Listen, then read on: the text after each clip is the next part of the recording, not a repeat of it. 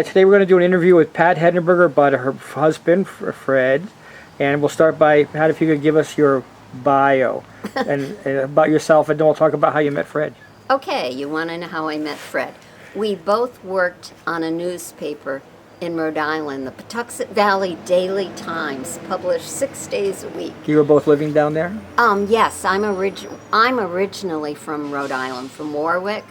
And Fred is from New Britain, but he was living in North Kingstown, and he had been the managing editor of the Wickford Standard Times, and came over to the Patuxent Valley Times as the advertising editor. What year was that?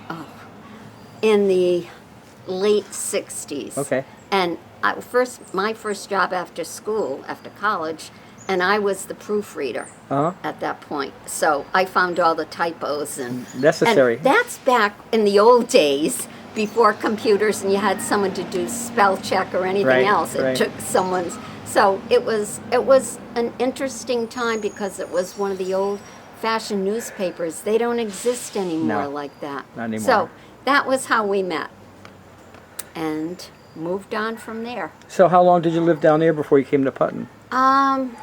We came to Putnam in the end of 72. Yeah. And we were house hunting in Rhode Island, drew one of those circles like people do. Yeah. How far can we live from our jobs, that sort of thing. Yep. And our house was advertised in the Providence paper. And so I said to Fred, hey, where's Putnam? There's this house. It sounds interesting. We came up here. We both loved history, always did. Yeah. And found the house and said, hey, I always liked the idea of living in a small town with a community where you could be part of it. Yes. And that's what we've done. So we found the house, and it was interesting. The woman that lived in the house and had put it up for sale was in her 80s. She was moving back to Pawtucket. We were moving from Pawtucket. Wow. Is that weird or what? That is weird. It That was is, so, yeah. and I always had the feeling it was a happy house. Yeah. And it's been a happy house. Yeah. She told us about her parents owned it before she did, Mrs. Thorburn, and she used to sell antiques here. Oh, really? And when we first moved in, I wasn't working because the children were little.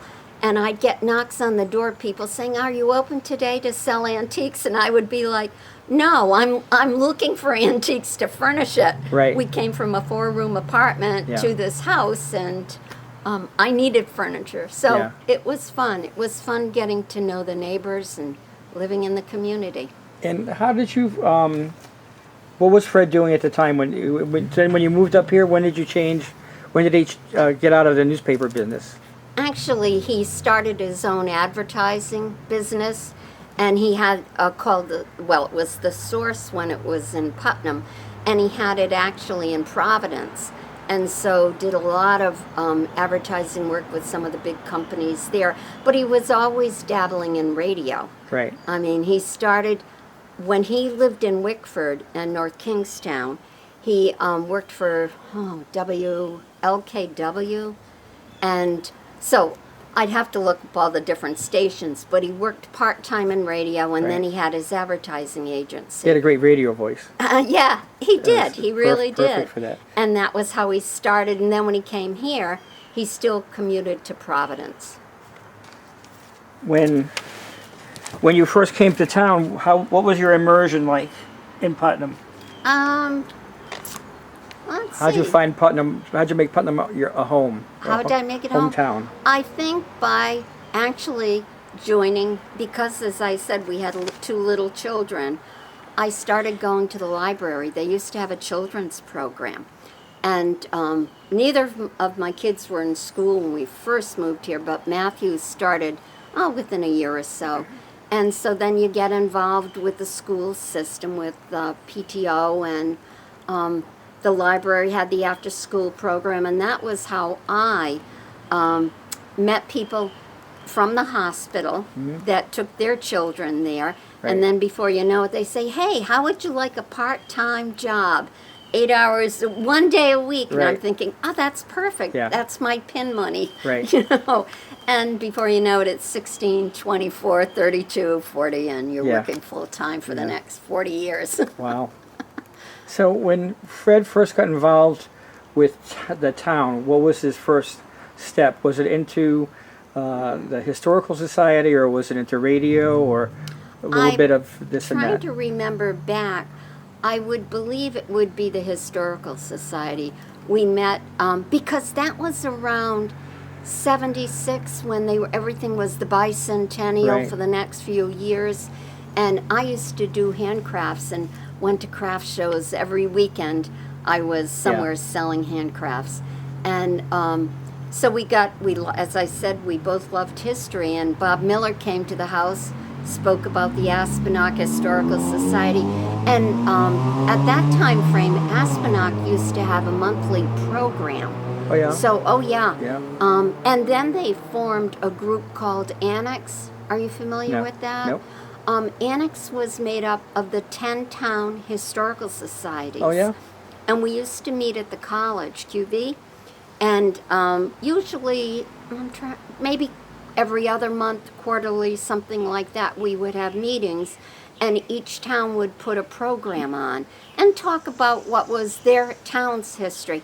It was a great organization, and then we would be at the Brooklyn Fair, and all the societies would have a booth Great and idea. pick the highlights Right. of what made their town, the history of their Right. town famous. What a great idea. It was fantastic. A lot of smart.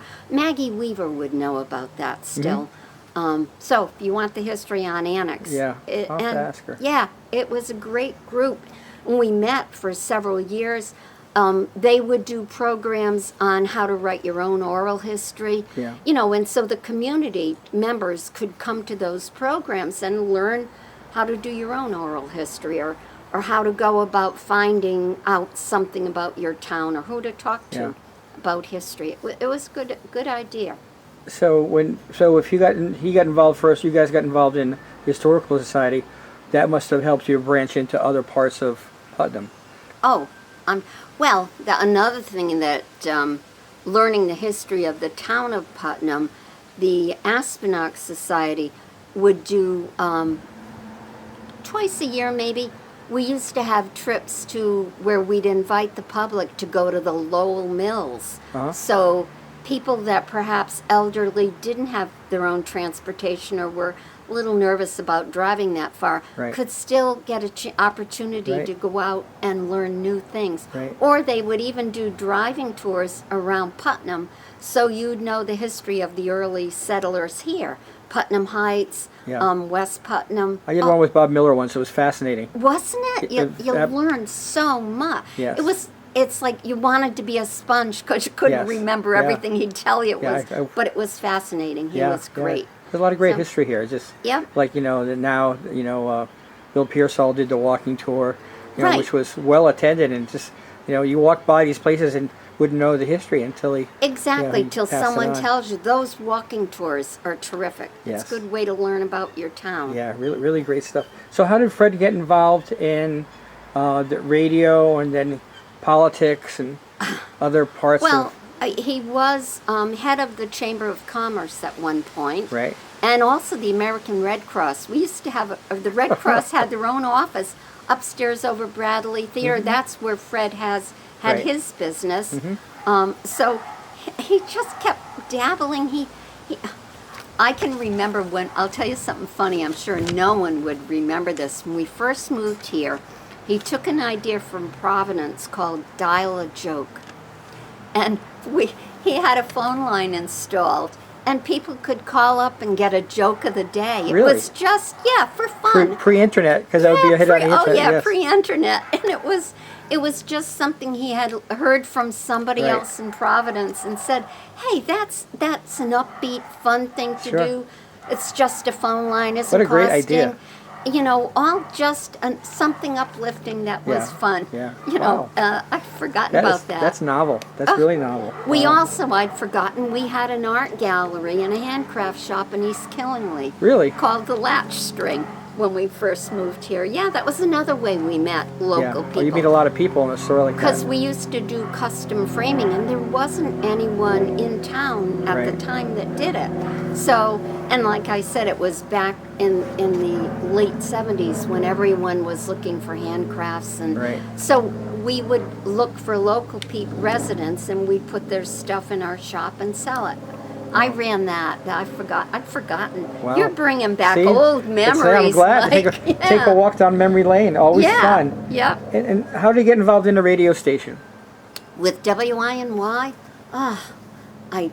truthfully, he knew Mike Girardi. It was back before Gary had bought the station. So it was Mike, and somehow they had met somewhere along the line. Probably Mike called him because he had worked for WICE in Providence and in Pawtucket, and he knew he was local, called him in, and they did a chat, and Fred said, yeah, it sounds like fun, and so that's how we started doing the talk show. And I think it was that would have probably been in the late 80s, 89, 87, somewhere in there, and that's, I think, when he fostered the interest in politics.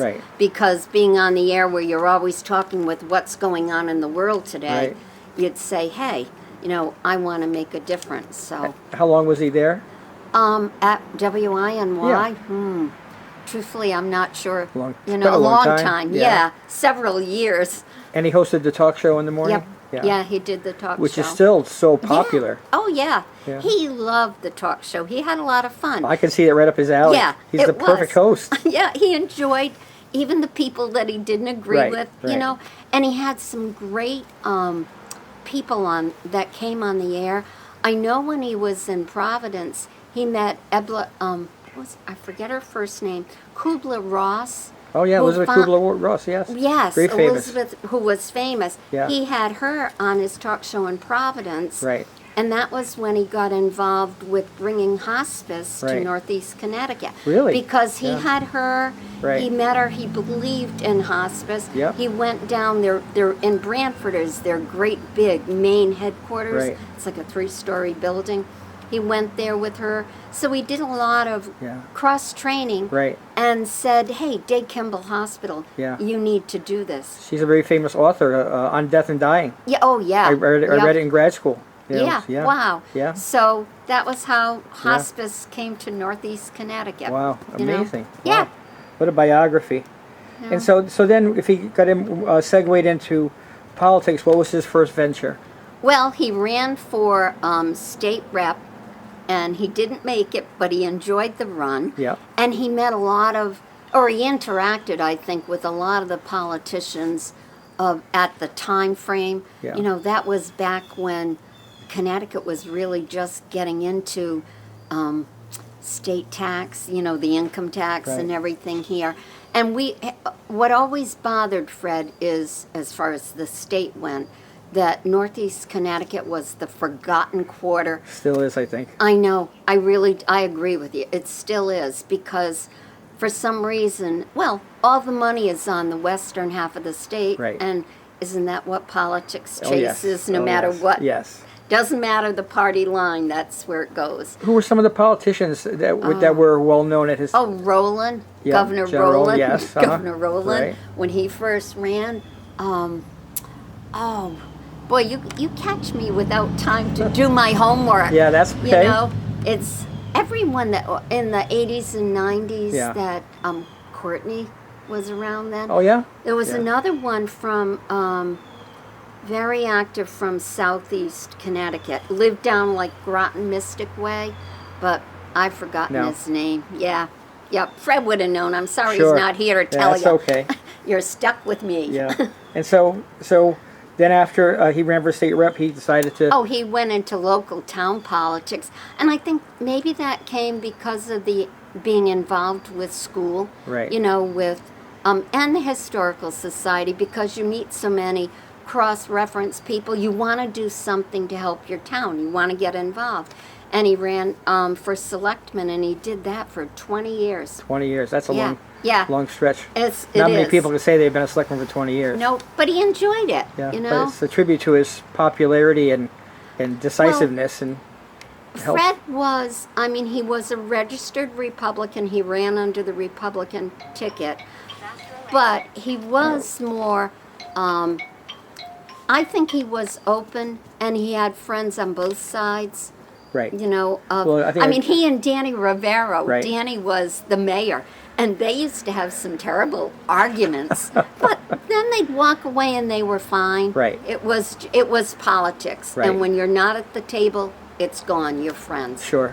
And that was one thing, because I was on the special service district. I found that what I like about Putnam is that there are so many people. You're a Republican or you're a Democrat or an independent, but you're friends. Right. And, you know, I'm on the zoning board now. I have been for years. Yeah. And when we walk away, we have our difference of Right. opinion, but it doesn't affect you personally. I'll still go to somebody's house Right. and have a cookout or whatever. Yeah. I don't care. We're friends. And I've seen that, to me, across the board everywhere in Putnam, and I maybe that's what makes Yeah. us different. Yeah. I always thought myself, people before politics. Yeah. Because the politics go away, but the people are going to still Right. be so your friends or not. You so. can, and you know what? What's a shame, Mike, is that we can see that from a little town perspective. Why Right. can't our government see that? I know. It's You know, now it's very black and white these days. yeah, yep, that's sad. This will probably be the most contested presidential Oh. election in Yeah, history. I believe it. Yeah, it's out of control. That interesting, 20 years. And so, when did he decide that he had enough being a selectman? I think it was probably when he hit his late 80s. I think it just became, a lot of it was physical. He really, and he who had been a softball player, baseball player, tennis, loved tennis. Yeah. Right up, you know, and even the walking in historical sites and things like that. We were in New Brunswick when he was 89. We were deep sea fishing. He Wow. was 92 Wow. when he had to stop deep sea fishing because Wow. the boats, it was just too What a- rough on the body. Right. But so I think that's when he finally said it's time to give it over to a younger man. Yeah. You know, Fred always said to me, you have to recognize when it's time to let go. Yeah. And he did that. And then when he made the segue into, let me see. I want to check. We decided to get into more community service, like the boxcar. That was a big project. Oh, How first did that happen? well, first came Katie Cop Cottage. Right? Because he was president of the society when we met with Mrs. Daniels, and they actually gave the Aspinock the Katie Cop Cottage.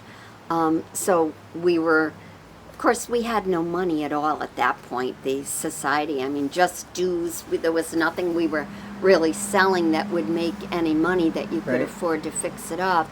And so that was his first love, was Katie Cobb. What year about was that? You and your years, Mike. Just if you have it. If you can't bring your bell in, If it's then not don't in worry. my, again, late About, 80s, yeah, late probably 80s, 80, yeah. 89, 90, right about there.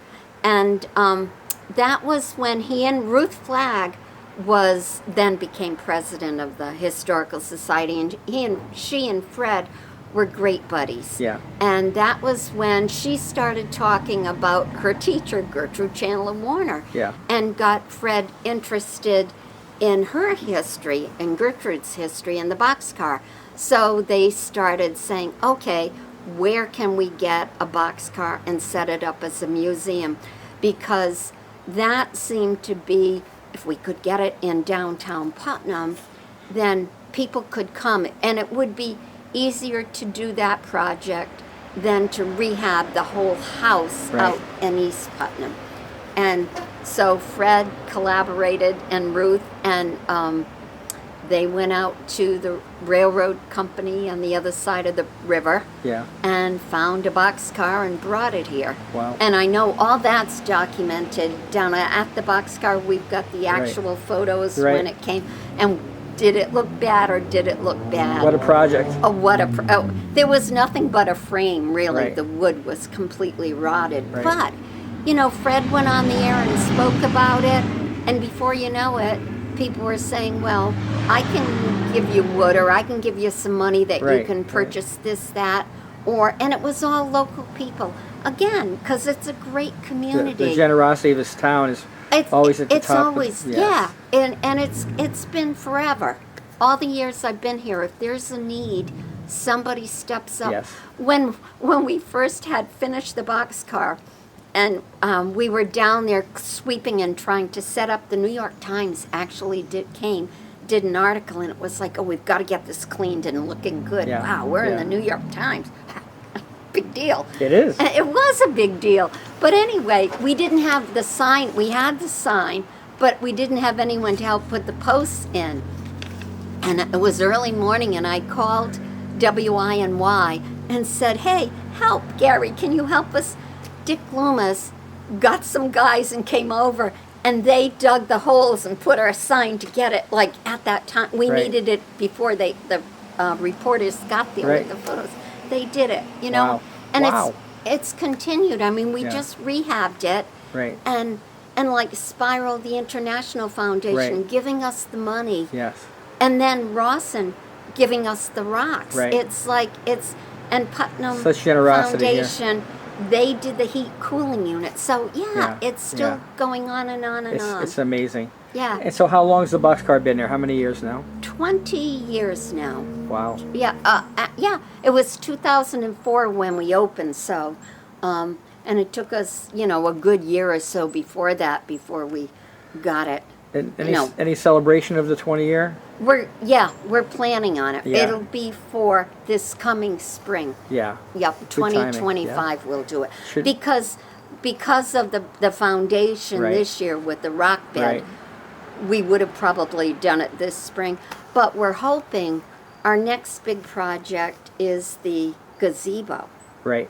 That It's very exciting. Yeah, Spiral Foundation Yeah. is footing the bill for that for us. Wow, So that's that amazing. hopefully will be up by spring. And what we're looking for is I'm hoping that more of the schools can come. Yes. When we first opened, every school in the area had a field trip and came to the boxcar. Yeah.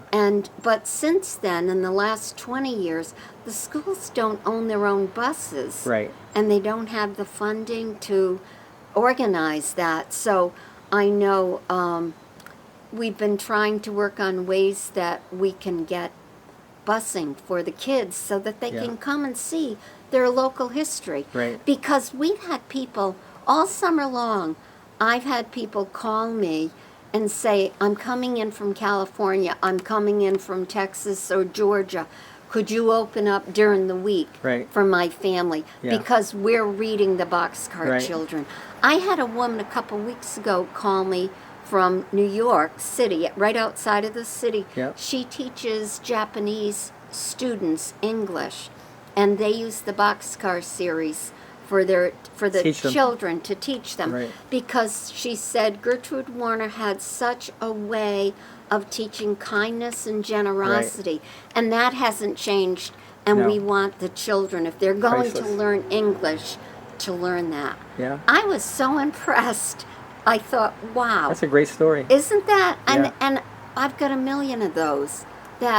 So it's like when you have people from all over the world. When we first opened, we had a college student from Mexico fly out to Providence, rent a car to come to the boxcar. Wow. I was like blown away. Wow. I mean, so she is still, if you go in the boxcar and read, we have a little board with our statistics and all the countries. Yeah. They're still teaching her and using her books. That's amazing. So longevity, quality lasts. Yeah, quality lasts. Quality That's lasts. right. So hopefully, Fascinating. anyone, I'm always willing to open up and take somebody through, even if it's not a weekend and I'm free. Plus, you need some volunteers. I always need and it's easy. Right. 2.5 hours once a month. Right. On a Saturday or Sunday. Right. And we do training.